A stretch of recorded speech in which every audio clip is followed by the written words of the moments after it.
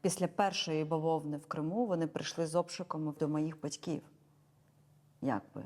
Розумієш? Причина тобто, це якась ж все, була. це ж це дуже така довга гра, вони ж все це інсценують красиво.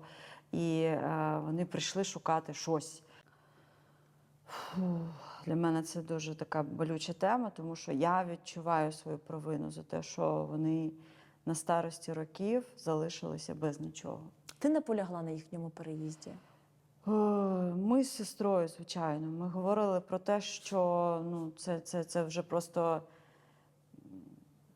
дуже страшно. Дуже страшно, що вони там, і ми ніяк не можемо на них повлияти. І більш того, ми знаємо, яким чином взагалі місцева влада, як вона все робить і звинувачує і так далі. Чому я кажу завжди дім моїх батьків? Тому що я була офіційно виписана з будинку в 14 років, коли вступила в Симферополь, музичилище.